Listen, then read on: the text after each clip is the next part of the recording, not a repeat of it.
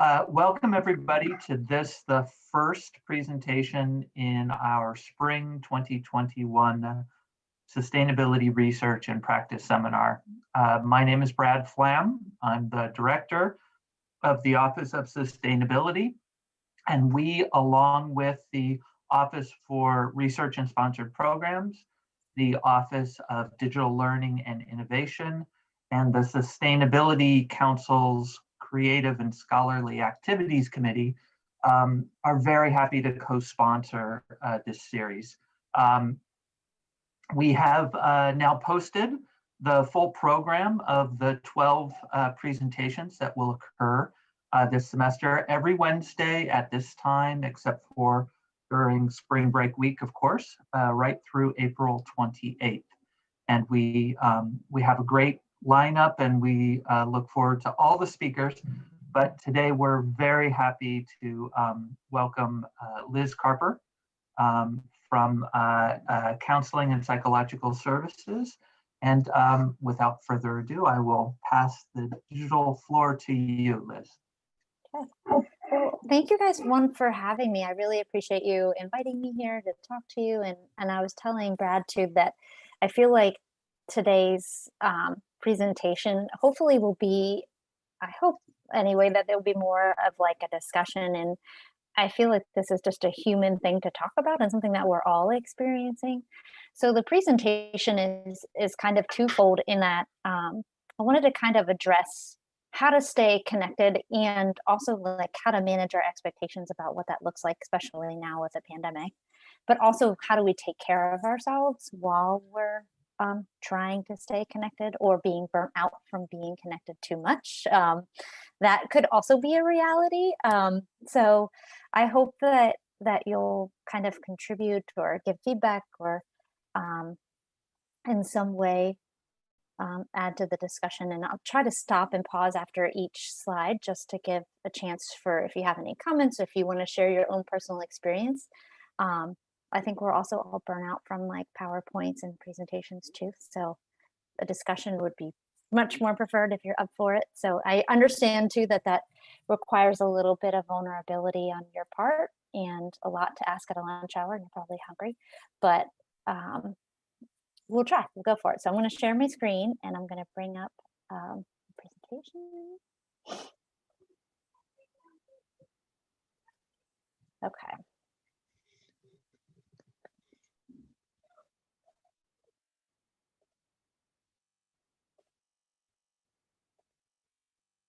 Sorry, when the Zoom chat comes up, then it makes it hard to see. Okay, so I have a hard time seeing you right now while I'm on Zoom. So just unmute yourself and jump in.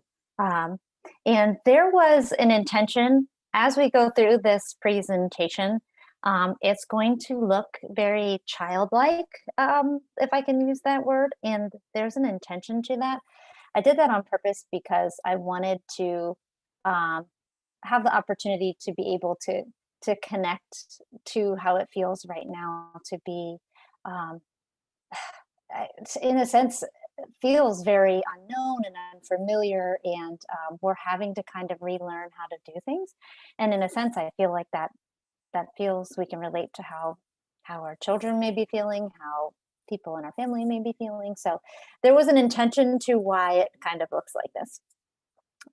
So again, this is the title, you can read that, Connecting in a Socially Distant World.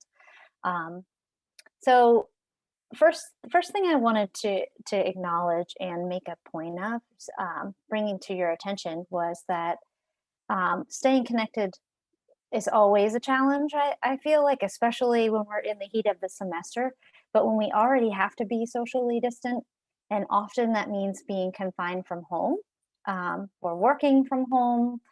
Hopefully we're also minimizing the amount of contact we have outside. We're trying to be safe. We're also trying to, in some way, stick with guidelines about how much we should be around others, hopefully. That can cause us to often feel burnout. I know for me, for sure, burnout from computers, from Zoom, from constantly having to look at a screen. I don't know if anybody else relates to that. So I feel like that's been a big challenge for me. Wanting to connect to other people is just feeling tired and drained. We talked about that a little bit before everybody jumped on. Um, I wonder if anybody had any kind of experience or related to that experience, because that's certainly been mine. I see I some nodding. I can speak to that. This is Yeah. where I unmute and jump in. So Kristen here. Yes, I am working from home, been working from home since March. And I have a 6-year-old doing Zoom school. So also on Zoom a lot of the day. I think our Downingtown's done a great job of Zoom meeting and then break, Zoom meeting and then break, which I know other school districts have not done. But we have really, and maybe I'm jumping ahead here, so cut me off if I'm stealing your thunder. But we've really appreciated the Saturdays. We've been going to all the natural lands preserves in the area and making sure that we have non-screen days. We go for a hike, whether it's snowing, whether it's sunny. I mean, we've been doing it since the first week of school as that chance to, we're all in the same house. We should be like, my children are never away from me. We should be so connected, but we're all plugged into our own devices. So those Saturdays are such lovely days to reconnect with the other people that I am socially distant with and the other people that are in my own house. What an interesting point to make, Kristen. I feel I relate to that so much because I have a 7-year-old and a 5-year-old, and they're always here. And so we are always around each other. And I say that like that out of frustration because there isn't a separation. But you're so right. I don't feel connected to them because I'm in my office space, locked away from them from most of the day. So even though we're around other people, and sometimes, let's be honest, if we're parents, we need space. So it's so many layers to this challenge.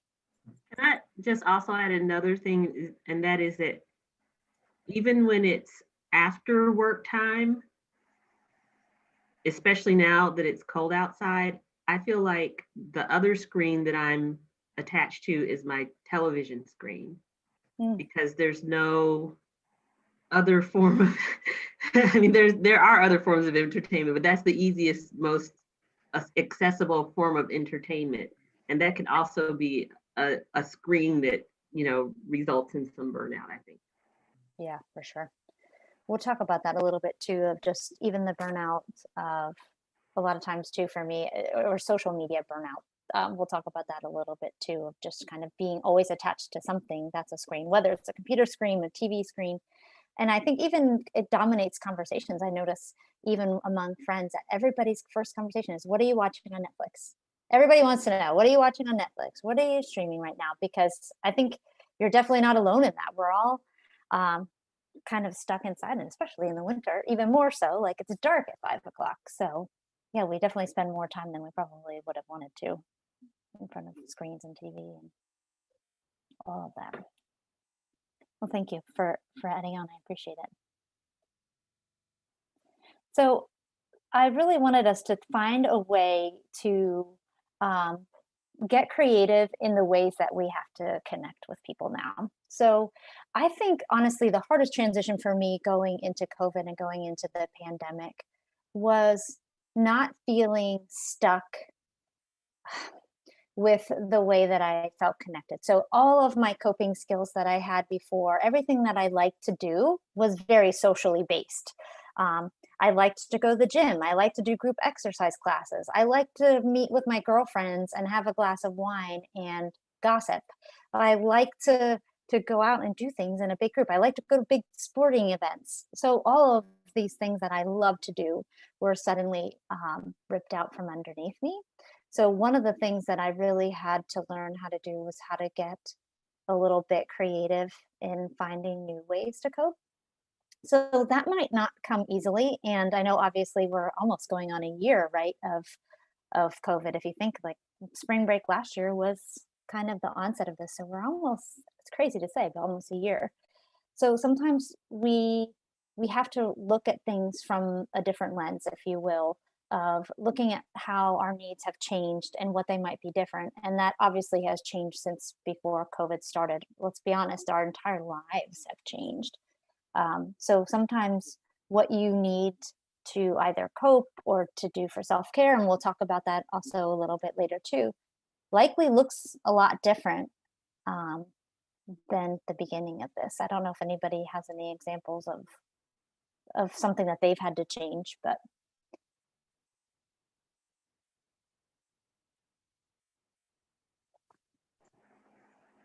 I mean, I guess I do not consider myself to have been very effective at finding ways to connect with people. So that's why I'm not adding stuff. I'm mostly just sort of going, I need to connect with people, and then going, but how do I do that? The thing that I'm noticing, I don't know if this is helpful at all, but the things that's hardest for me is like the casual conversations and the casual acquaintances. I can call my good friends. I have some other regular Zoom chats where I see some people, but there's a lot of people like, you know, coworkers, I guess is the main thing, where it's like, I used to just bump into them in the hall and we would actually talk fairly frequently, but we're not good enough friends for me to call them. And they're so over Zoomed that they can't come to any social activities I would plan. And that's sort of where I'm noticing the lack. And I don't really know how to fix that except to, you know, call my good friends and organize stuff as I can. Right. So that's a really interesting point. I noticed that too as well with my coworkers and just in our relationship, and even in the minor transactions that happen day to day of like the pleasantries of saying hi and checking and just asking somebody how they are. I feel like we just get to it now, right? Like we just get in a meeting, everybody goes, we don't take time to kind of check in. We don't pass each other in the hallway. You don't have the awkward bathroom conversations. I noticed that even in like, one thing I've really missed, and I never ever thought in the world I would ever miss this, is small talk amongst strangers, just even at the grocery store, you're at Costco or something, and just people are polite and nice, and even if they don't actually want to know how you're doing, they still ask how you're doing. Nobody, if you realize that with the masks on, nobody ever asks anymore. I actually had somebody approach me at Costco and say, "Oh, you should definitely get that. I was looking at like a thing of pickles." Okay. She says, "Oh, you should definitely get that. I love those." And I was so taken aback that somebody wanted to have a small talk conversation with me and talk to me. I honestly felt like I was learning how to socialize again. I was just like, wait, what? We're engaging in small talk. Like I was so thrown for a loop. So you're so right, Sarah, that like these little tiny pieces of our day that we never thought we would miss are, I think we're mourning those in a sense. yeah, that's a good way to put it. And I would say it's not even just like we didn't even think we'd miss, like we didn't even observe them, that they were things that were happening. It was just sort of like so normal of a baseline. You don't even imagine that someday you might not have those. Yeah. So yeah, I have to say too that like as a very introverted person, I didn't expect to miss these things. You know, I'm very happy to just exist within my bubble and with the few people that, you know, I let in my inner circle, you know, kind of my safety net. But I'm realizing that like it's still affecting me negatively, and that I'm sort of forgetting how to like be social. I'm, you know, forgetting how to have like the small talk, and you know, whether I like it or not, I'm becoming more awkward because I'm not exercising like the things that I know I need to exercise daily, because they just don't come naturally to me. So I've had you know, somebody in my inner circle tell me recently that they thought that it would be good for me, even though it's not like my comfort zone, when things get back to normal, to go back to work and to be around other people, you know, you know, just because like, you know, it's affecting me, even if it's not what I want, you know, which is kind of weird. Yeah, that's interesting. I relate to that too, where I kind of like to, in some ways, kind of disconnect from people sometimes too. Like I'm not always a social being. So yeah, I think we're going to have to relearn how to socialize when this is all over. I think you're 100% right. I really see that, and we've seen an uptick of students coming into the counseling center too, concerned about what does life look like in the fall. Hopefully, when we're all back in person. I don't know how what to do essentially. Like how do I transition? Um, and I had one of my professors this week had said, you know, get ready because it's going to be a tsunami of mental health when all of this is over, because everybody has been so isolated. Everybody has been on their own. Everybody is kind of coping the best that they can, but like you said, sometimes it's not enough. Yeah, thank you for that. So once you actually check in, and I hear, I think Sarah had mentioned, like, it was hard to even kind of like check in a little bit of like, I don't even actually know what to do that would be productive. And on one of the next slides is going to be kind of hopefully offering some suggestion. And when I hate to do that because it's so out of the norm of counseling, I really think people have a misconception of counseling that we're advice givers and that we tell people what they should do, which actually really it's quite the opposite. Counseling is intended to help the individual really kind of connect with themselves and figure out what they need for themselves. So having a slide on there that has some advice giving or some suggestions feels like out of my norm. So I don't want you to think it's being patronizing. In any way, that's not the intention. It was really just I'm glad Sarah had said like, I'm out of ideas. So I appreciate that because that made me feel less like I was less patronizing you by giving suggestions or advice.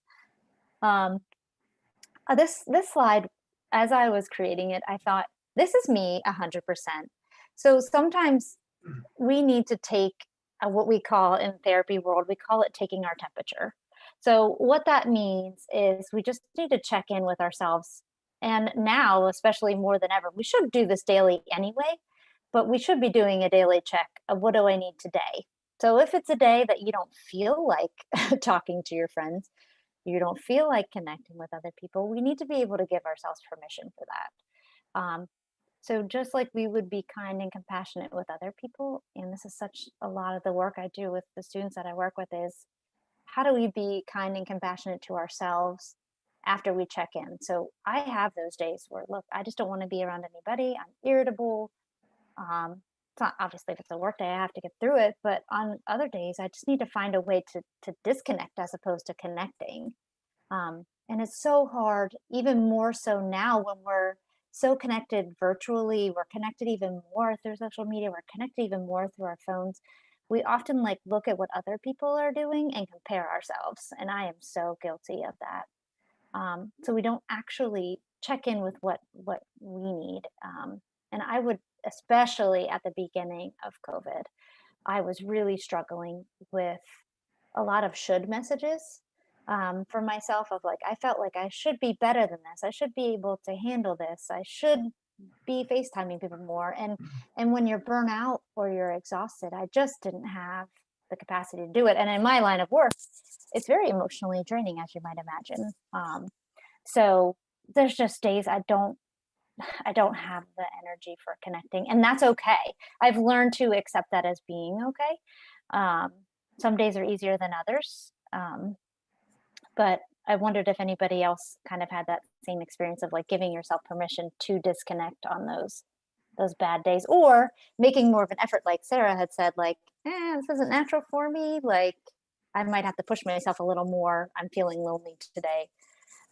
It's such a complicated thing to do, but.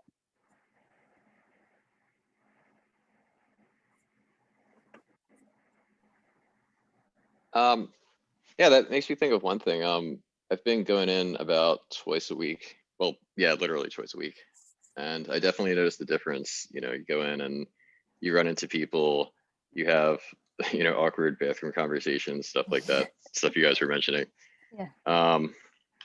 And then, the other 3 days, you connect remotely and you have phone calls and you have Zooms and stuff like that. I have noticed having I guess it's like less social expectations does kind of allow for a little bit more flexibility when I feel the need to recharge. And I think that can be helpful.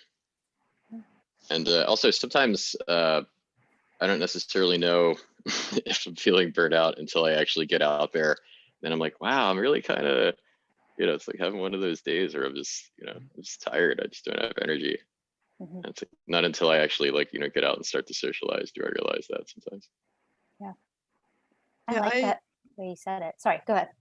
No, I was just going to say, I do some of that too, like maybe less so now, but like I know in the past, like my morning routine would just like push me through the morning. And then all of a sudden when I ran out of the routine, I'd be like, oh, I'm actually tired today, or, feel like I'm coming down with a cold in the like, pre-plague times when that was just a normal thing. And so I can see that sometimes it's like, it's hard to judge what you need until you start, I don't know, you can think of it like, offering a toddler food, like, do you want this? Do you want this? No. And they don't know what it is they want until they've tried other things and gone like, oh, I'm actually tired today, or I'm actually lonely. So yeah. That's interesting. Yeah, because sometimes you don't know what you want. I feel more confused, especially during the pandemic, of actually what do I want and what do I need. Like, I don't know if anybody can relate to that. Like, even if I recognize that I need something, it's kind of like, well, what do I need? Or and initially it was really bad. I still have my moments of sadness of like, well, what I really need is my friends, or what I really need is like to go to trivia night and like have a beer and hang out. Like, that's what I really need. So kind of mourning the things that I really wanted to do has been a big part of this adjustment, at least for me. And I like what Steve had said about managing your social expectations. So I think with all of us in here too, like in all of the humanness of what we're experiencing, as we do go back to work and we do interact with people, having realistic expectations, because everybody is all feeling these similar emotions.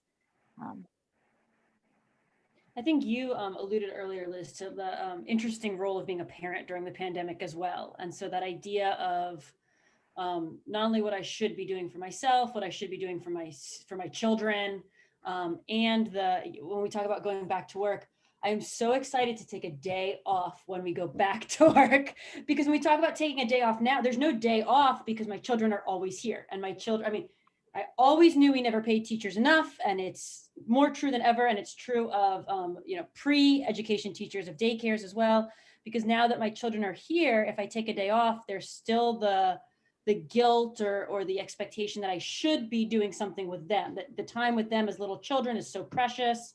And I've been, I hate to think about silver linings of COVID. There's no silver linings to a pandemic, but I've been given, somewhat of a gift of this time to spend with them. But some days I feel like I just need a day to have a mental health day, to have Netflix, to be able to watch TV, but I can't, if I take off of work now, even though I'm home, there's no taking off, because there's another responsibility there in the other roles of my life. And so the thought of missing that, or that sense of what I should be doing in multiple roles of my life has really surfaced, I think, in a way that did not pre-pandemic. Yeah. Wow, that I relate to that so much. That is, you just described my life in a nutshell. And it's just so accurately said, that just because we're working and we're being a mom at the same time, and we're being a professor, and we're being all of these things and all of these expectations, and I'm a coworker and I'm a friend. And I feel like those roles have even become even more murky, because as you said, like, at least if I was at work, I could go for a walk on my lunch break.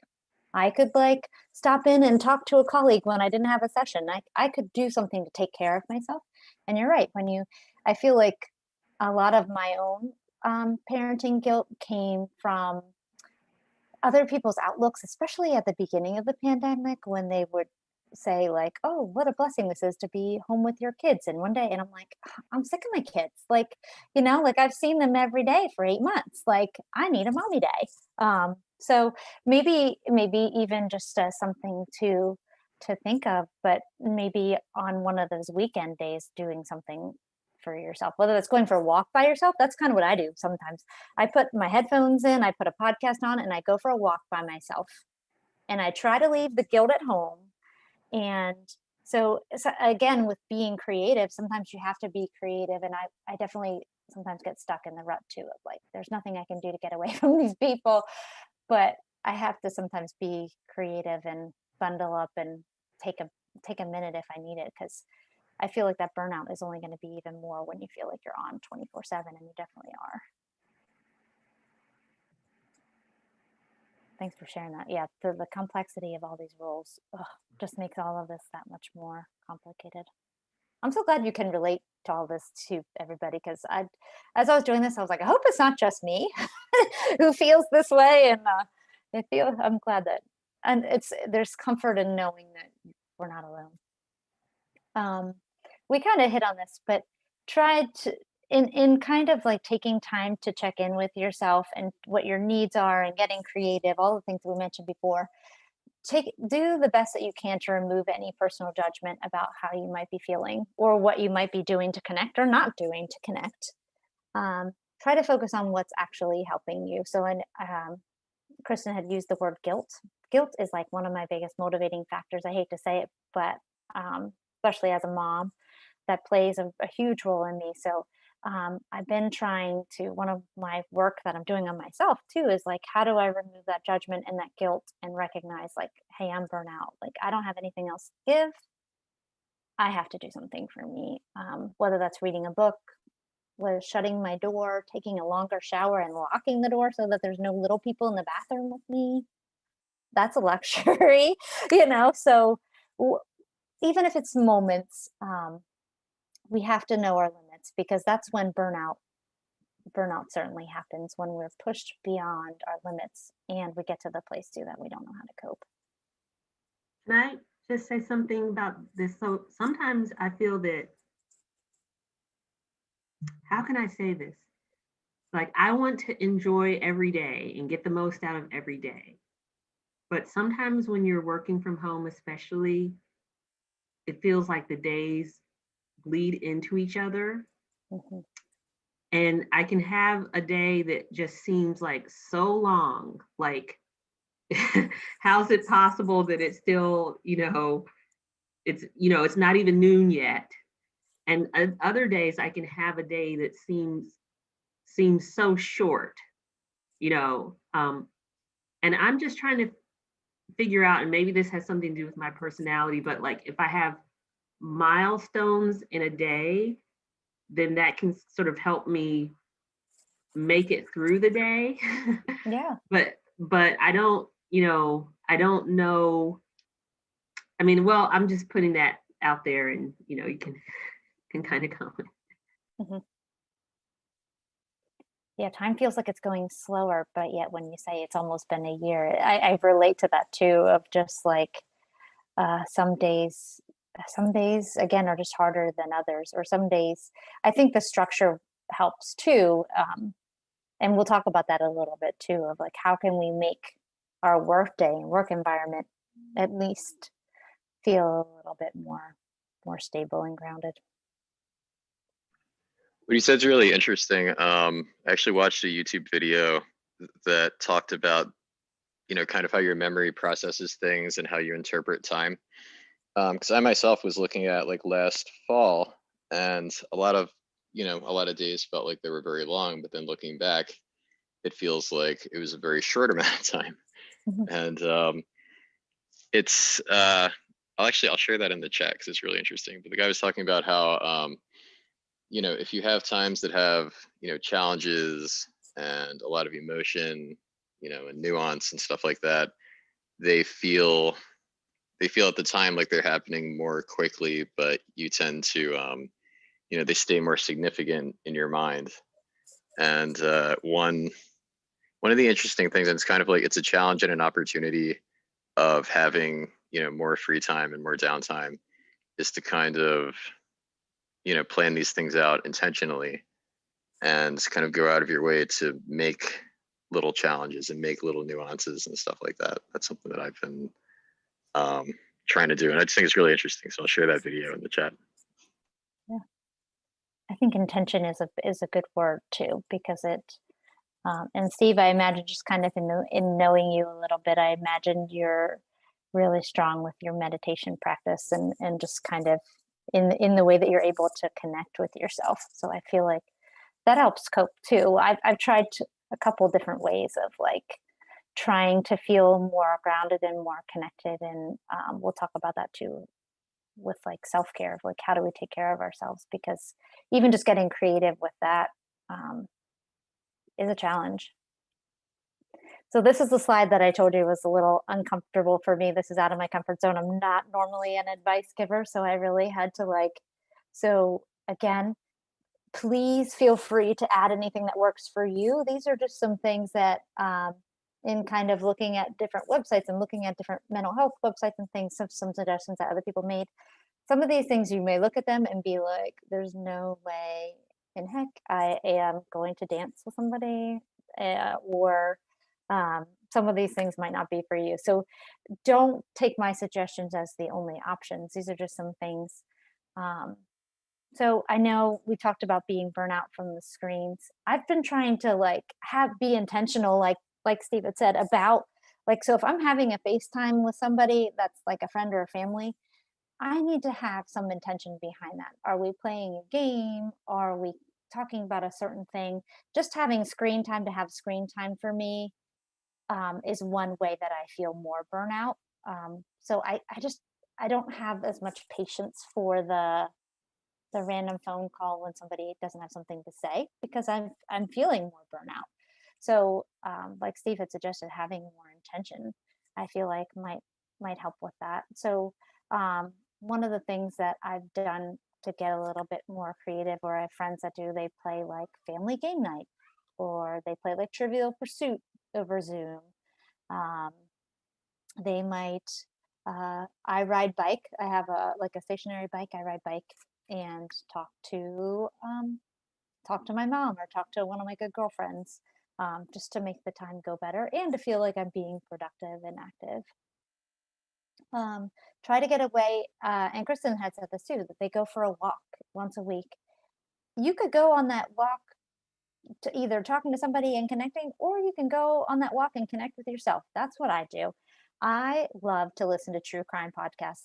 That to me is relaxing. It probably feels counterintuitive for people if they don't like true crime, but I like to go on a walk by myself and listen to true crime podcasts. Am I more jumpy? Yes. Does my adrenaline go? I walk a little faster, and it works for me. So you might have to experiment on what works for you, but that works for me. Or I listen to a sports podcast, or I listen to a game, something. I've found one thing that we were talking about parenting and the struggles of just having your kids around you all the time. One thing that we've been doing, I really like in my house, that's no screens. We turn on music, and we have a disco ball, and we turn out the lights, and we have a dance party every night.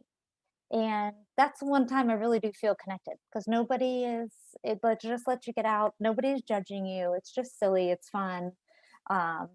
So that's when I feel like more connected, is when we're not kind of attached to a screen or an expectation, or I can actually just let loose and have fun with them.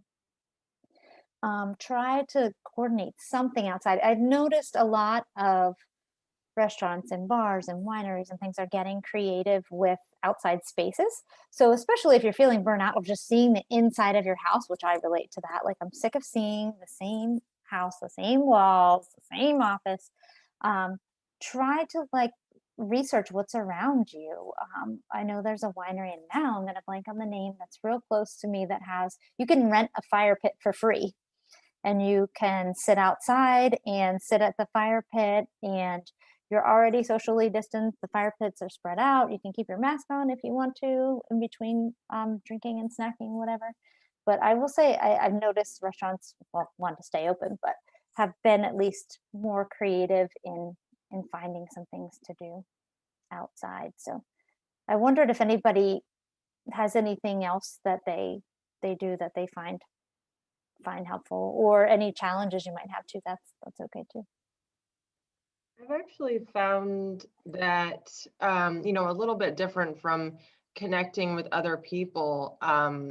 Doing a daily yoga practice has been really helpful for me to get out of my head and to get into my body. And that's been a really good way for me to reconnect with myself, with how I'm feeling, because, like you say, you get so burnt out with all this screen time and just sort of existing up in your head all the time.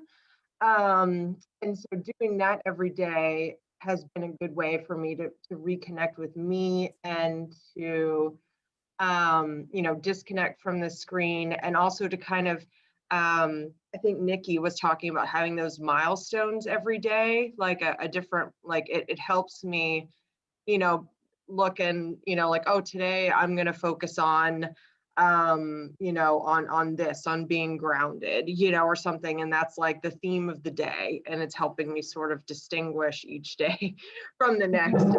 So, I mean, I don't know if that's something that others, you know, would be into, but I think just doing something to like get into your body, you know, physically, whether it's like going for a walk or something like you say, I think that that is important these days. Yeah. And there's so many good like yoga practices or meditations. We've been talking, one of our focus, especially with just the climate of the world within the counseling center, has been social justice related. So I feel like I'm the type of person, I'm very type A, if you can't tell. And I like to kind of combine things. So if I can like learn something and better myself, there's like anti-racist meditations, there's grounding meditations. I like to like kind of combine things that like help me to feel at peace, but also feel productive. Like you had said, like yoga for me is one of those things too. I'm learning to like soothe myself, to manage my anxiety, to bring my heart rate down. All of those things are so important. I And think kind of- walking. Oh, sorry. no, go ahead. See. Yeah, sorry, Terrence again. Yeah, I think walking is great, and one of the opportunities I've seen is that a lot of people, you know, like family members and stuff like that, and friends and stuff, are more interested in connecting and getting together since the pandemic than they necessarily were before, when everybody was really focused on their own lives a lot more. And so, you know, meeting people at a park, you know, wearing masks, walking kind of apart, you know, is a way to catch up with people, still have face-to-face contact, you know, or if you go out to eat, you know, sitting far enough apart, stuff like that. That can be a way to, you know, to get out. And that can also be sort of like a little milestone for the day. Like, oh, I saw such and such today and we did this and stuff like that. Yeah. I think that's another good one. Sorry, And Karen. Kristen shared a link to the Natural Lands Trust, which does have a lot of great parks, a lot of great places to walk and explore.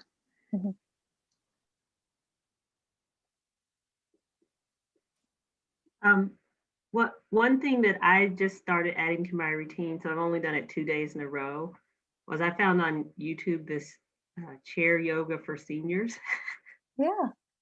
And it's something that I can, you know, as I'm sitting here working, you know, and kind of getting more like this, you know, just having a break where I do the stretching, just sitting in my chair. I'm still in front of my computer screen basically, but you know, so I don't have to change exactly where I am or disrupt the flow of work a whole lot. But that's been really, I mean, like I said, I've only done it 2 days in a row. That's been pretty good. And what I would preferably do is maybe, you know, 15 minutes 3 times a day or something like that while I'm working, as opposed to just, you know, once in the morning, which is what I've been doing. So anyway, that's just an idea. That sounds really What a way cool. to be creative. Yeah, like way to be creative with what your space is and what you can do and what you have. Like I think that's great. This is the last slide. So we hit on a lot of these things, and it was perfect kind of talk about grounding. You beat me to the last slide. So we talked about earlier just being gentle with yourself and setting realistic expectations. It's okay to not be 100%. You're not going to be 100%. We're in the middle of a pandemic. So feeling at the end of the day that you've accomplished what you could and letting the rest of it go. I've tried even more to live in the day-to-day practice. It's so important anyway.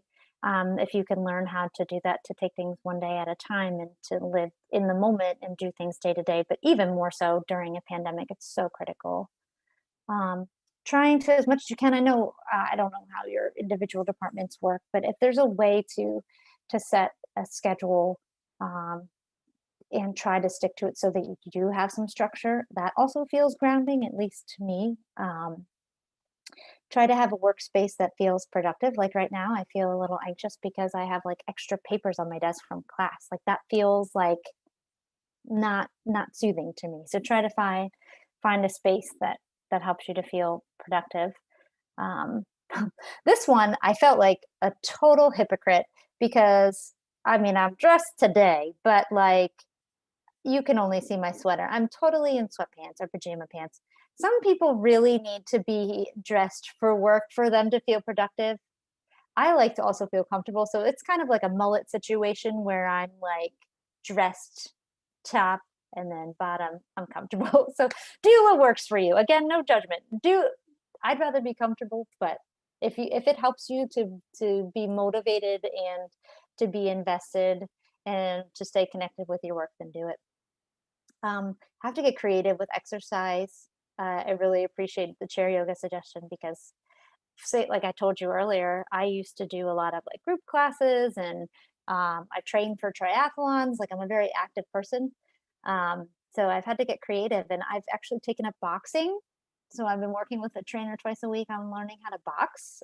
It's really great for aggression and just getting your energy out and getting your frustration out, especially during the election and all of that. Like it was a godsend. So I've just had to be more creative with doing something different and keeping something new and exciting. So there's tons of free exercise stuff on YouTube. Like I know it's another screen, but any kind of exercise you might want, you could most likely do it from home and it's free. So consider that. Any type of grounding technique, whether that's yoga, whether it's meditation, whether it's deep breathing, whether it's going for a walk and listening to Headspace app, all of those can be meditation. So you can combine more than one of those things. Again, like if you want to be active and also listen to like a mental health podcast or listen to a meditation podcast. Like I said, I like to combine things just because there's only so many hours in the day.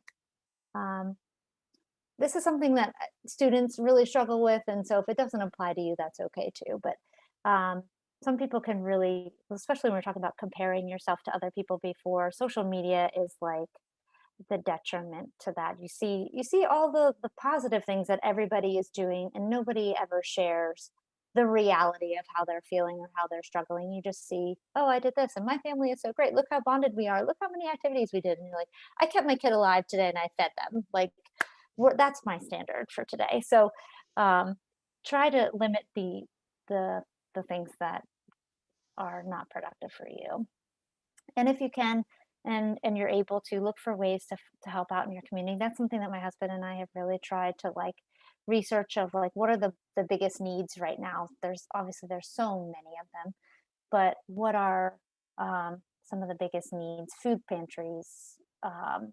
Is there other things that you can do to help out that help you feel productive and feel connected? So that was it. I feel like I did a lot of talking, hopefully not too much, but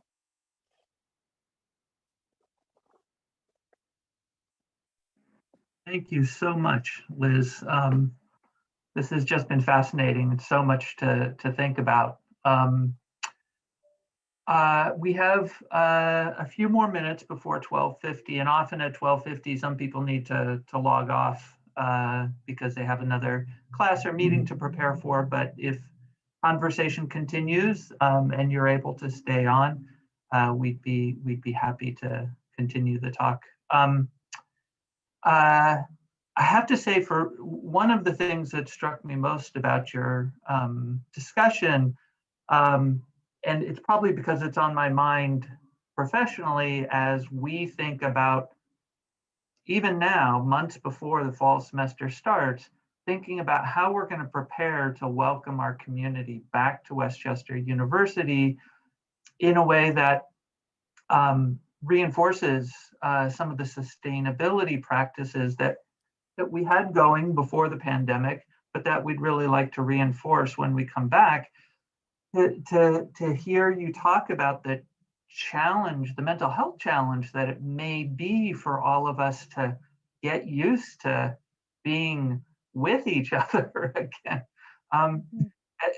It's really food for thought. I wonder if you could say anything more about how we as members of the Westchester University community can prepare for that. Yeah. I thought it was interesting and a little bit scary when my professor had used the word tsunami, because obviously that's a really intimidating word, but it's so true, because I think, again, we're all experiencing this sense of like burnout. And I think a lot of people are experiencing it in an isolated um, capacity. I do think we're going to really notice with when students come back a really difficult transition and adjustment. Especially my mind and my heart goes out to like the kids that are freshmen this year, because they really haven't been acclimated at all to campus life.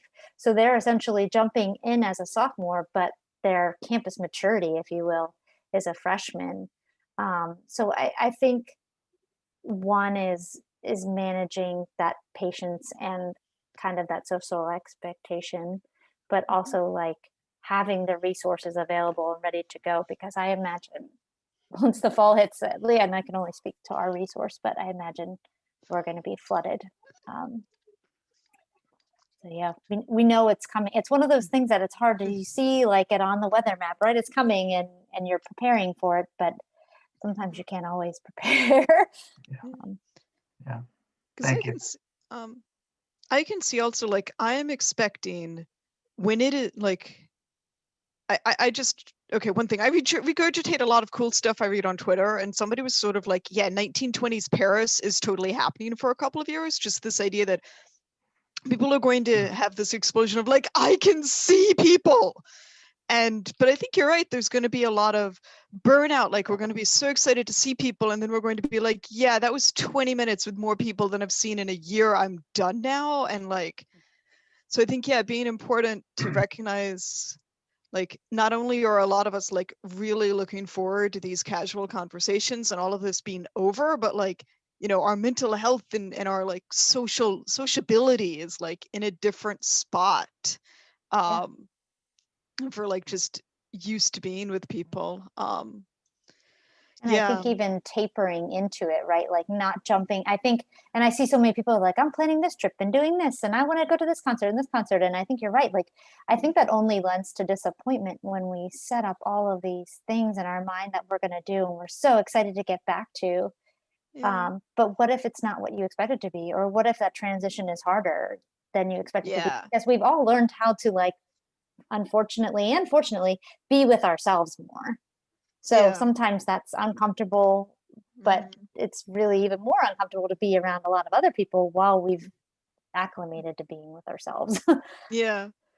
I mean, like, that's something, I agree, Sarah, because that's something that's on my mind a lot, is just kind of the shock factor of suddenly being around so many people again, and how draining that's going to be. And I keep trying to think of, well, how can we pace ourselves to sort of ease into that? And I can't come up with anything, because I feel like we're just going to get the green light one day, and they're just going to say, everybody back on campus.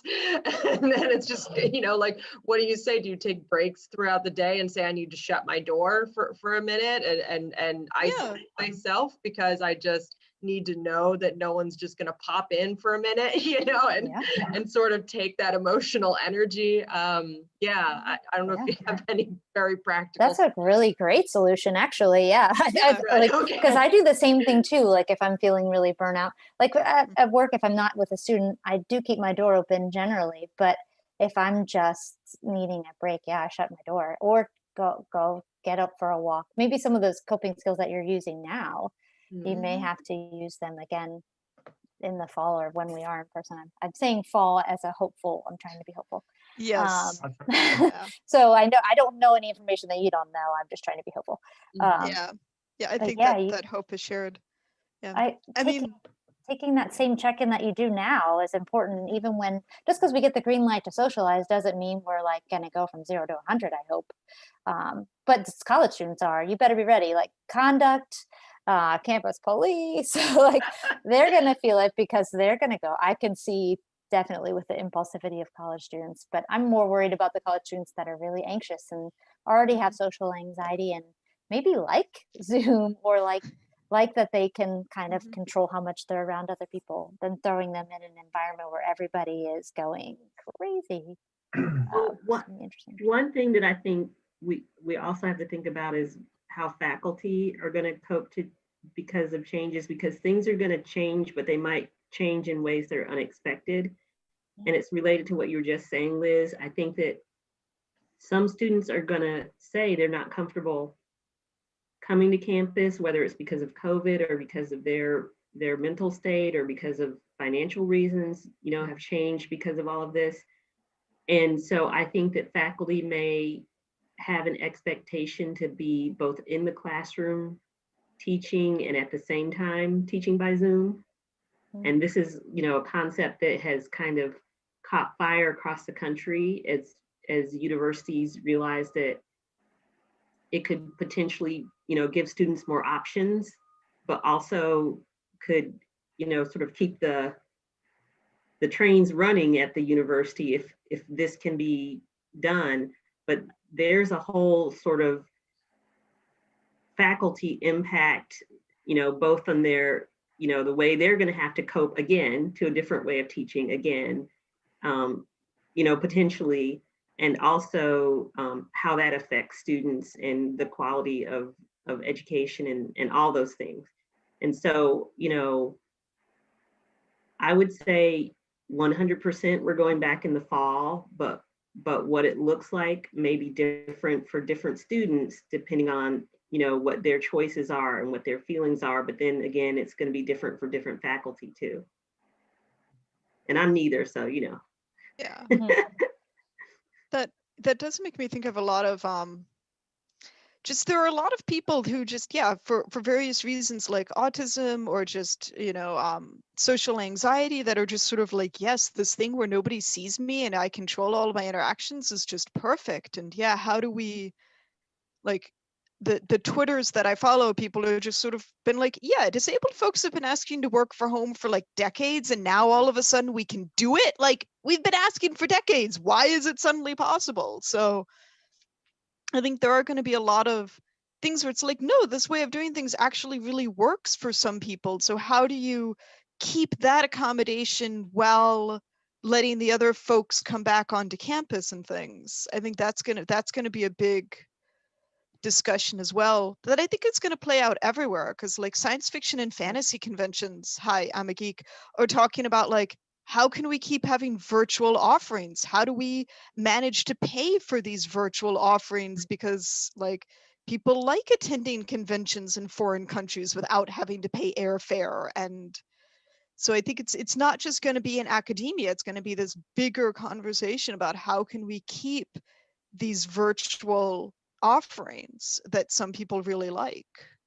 So, and the flexibility. I'm just thinking of like some professors I've worked with are really flexible and accommodating to students' mental health and their needs, and then others are just, this is exactly the way it is, you do what I say, I'm in charge. It's like a power complex. So it's so interesting because some professors really haven't been flexible even with COVID. I mean, we get a lot of the students that are just, the workload is unmanageable, and it's just, and a lot of students, I don't think you hear a lot about it, but they're coming from really bad, I hate to use the word bad, but really like unsafe, unstable home situations. So also going from that, where they're stuck at home in a situation that might be unsafe, there's going to be a lot of trauma coming back to campus that I also don't think we're prepared for, because I mean, we see some of those students now, but they don't always have a safe space to talk within their house. So it's going to be very interesting how faculty and staff handle.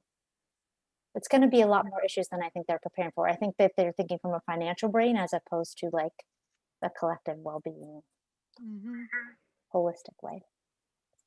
I also think it's going to be interesting if in the future we move forward with having these options, like Sarah was mentioning, to both like continue remotely, for those who are more comfortable with that sort of situation, to those that, move towards more in-person events and things. I've seen, in like, for example, through my church that I go to, it's almost like a split, where there are the people, it's like, oh, you're like the virtual people, like, and then there's like the in-person people.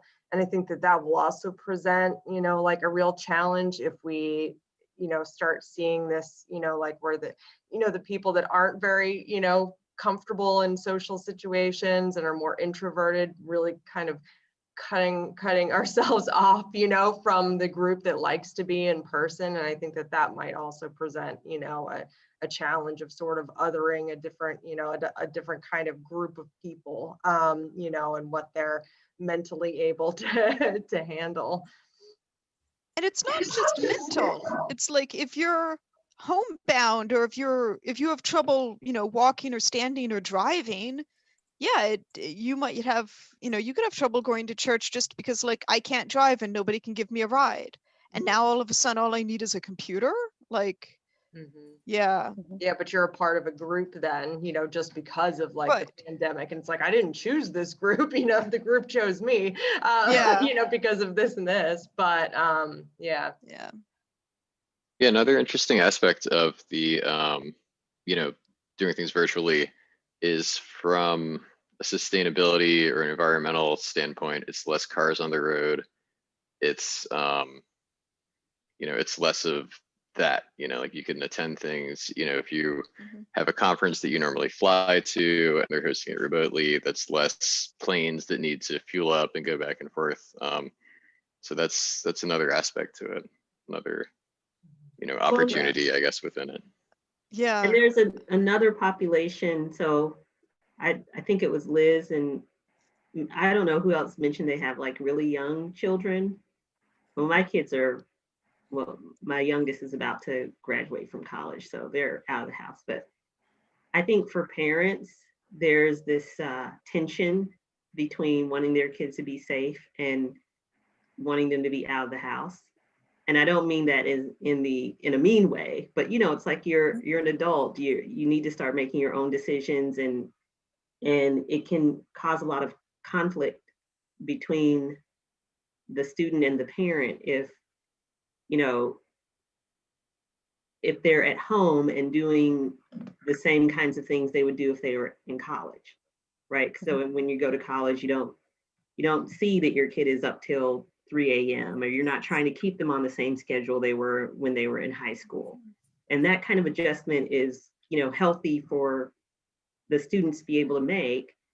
And, I think another thing that we're going to see is that we're still going to see these college age students who probably would be developing in a different way if they were living away from home, but still in kind of a safe space, which is kind of what college is, and staying at home and going to college. I mean, it's not the same. And, I feel actually that's what I worry about most for those students who have had to spend their so-called freshman year or first year of college still at home and working from the computer. It's sort of like, are they still expected to have a bedtime? Are they still, do they still have someone saying, did you do your homework? You know what I mean? And that I think could definitely have a negative impact, especially if parents decide, well, my kid can still go to college and stay at home. And so I'm going to keep them home their third or fourth or fifth year. But also my point was, I think that also has a negative impact on the parents, on their state of mind, their mental health, their, ability to cope with the situation. I think too, you have to consider there's so many college students that have taken the opportunity to really work because of the flexibility of online learning. So I have a lot of students who work 2-3 jobs. So the financial struggle then of like losing that income and the transition again of like going, but you're right, those second year students, man, those are the ones we got to watch out for, because at least the older kids have had an experience. The incoming freshman students don't have an experience to compare it to other than, their high school experience. But it's going to be, the boundaries already are so blurred at home now for a lot of the students that, then how do the parents let go? Are they willing to let go, or are they pushing out the door? I mean, there's such a spectrum of parents. I know when it was time for my kids to go, I was like, oh Lordy, please go. Go. You try to do the best you can, and then No, We- no. We're Becoming an after 1 adult o'clock right Next now. to your parents is always a challenge. We're after 1 o'clock now. And so, Liz, I think we ought to let you go. I wonder, I imagine counseling and psychological services will be thinking about this issue and working on it over the coming months. From this conversation right now, I hope that there will be some way that can be part of the larger community's conversation about coming back. So I'll look forward to seeing opportunities to stay engaged. yeah, thank you. Yeah. Thank you. Thank All you right. all for participating. I appreciate it. Thank you, Liz. Yeah, thank you. It was Thank really you. interesting Appreciate you. discussion. Sure. Yeah. I'll see you next week.